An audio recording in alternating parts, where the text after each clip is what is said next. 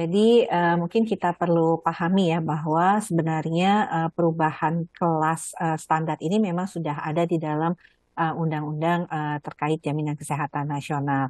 Nah, tujuannya adalah kita meningkatkan kualitas layanan terutama rawat inap khususnya tadi ya untuk perbaikan kepada masyarakat. Tadi disampaikan ada 12 kriteria kelas rawat inap standar. Jadi seperti bahan bangunannya, kemudian ventilasinya, pencahayaan ruangannya, kemudian kalau yang paling penting ini adalah kepadatan ruangan ya Mbak Cindy ya.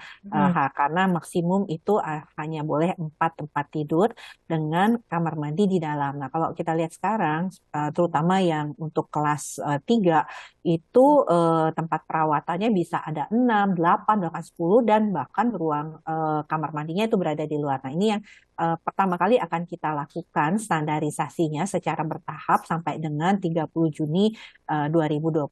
Nah, kita sudah melakukan uji coba ya di beberapa rumah sakit sebagai termasuk juga rumah sakit swasta ya dalam hal ini ada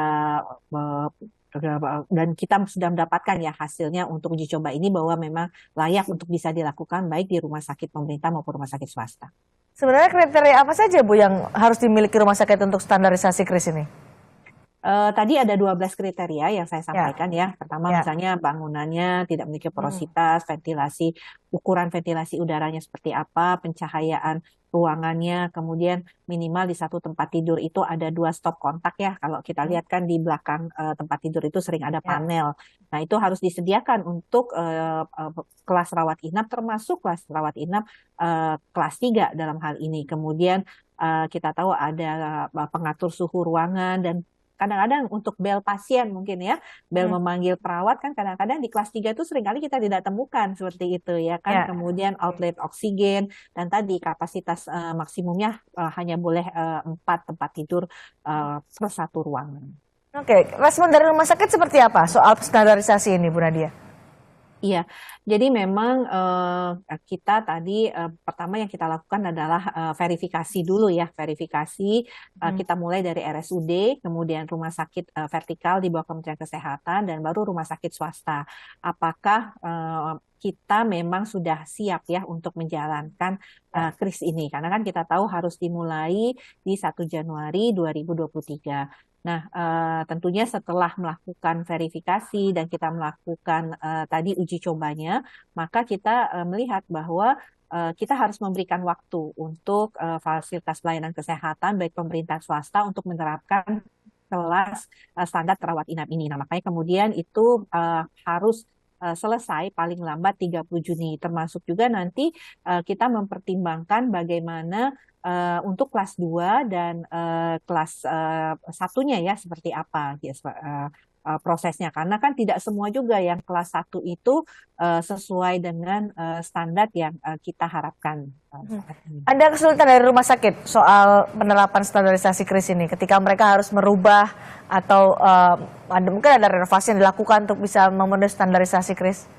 Ya, betul sekali. Jadi memang tantangannya tadi ya, terutama di kelas 3 ya, Mbak Sidi ya. Karena kan kelas 3 tadi kami sampaikan, umumnya itu bisa 10 sampai 15 orang, bahkan kemudian itu dari jumlah tempat tidur saja ya. Kemudian mereka kan harus merenovasi lah ruangannya itu untuk bisa hanya 4.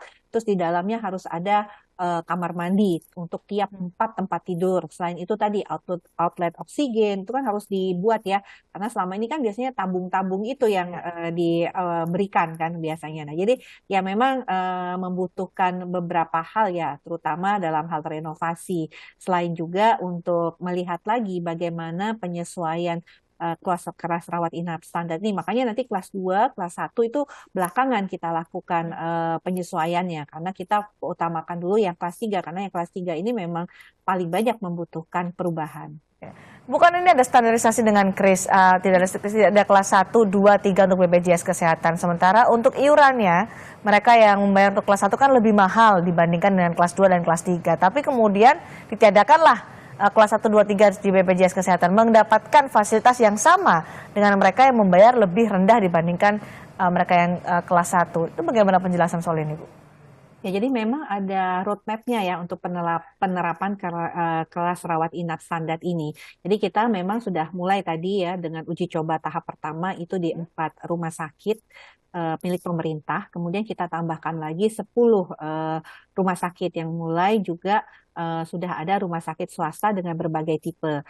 Nah, dari sini kita sudah bisa melihat bahwa memang pertama diperlukan waktu untuk penyesuaiannya, termasuk tadi ya perhitungan untuk kapasitas bed Ya, occupation rate-nya seperti itu. Jadi untuk penerimaan pasien juga harus diperhatikan karena kalau renovasi terus nanti nggak menerima ya, pasien kelas 3 juga sulit ya. Nah, kalau ya. untuk kelas 2, kelas 1 tentunya sampai saat ini tidak ada perubahan manfaat yang diterima. Jadi mereka tetap mendapatkan manfaat karena memang iurannya juga tadi disampaikan Mbak Cindy kan masih membayar Ya, masih kelas 150 kelas 2. ribu per bulan untuk kelas 1, 100 ribu per bulan Betul. untuk kelas 2. Iya, jadi Oke. haknya tidak berubah kalau sampai saat ini.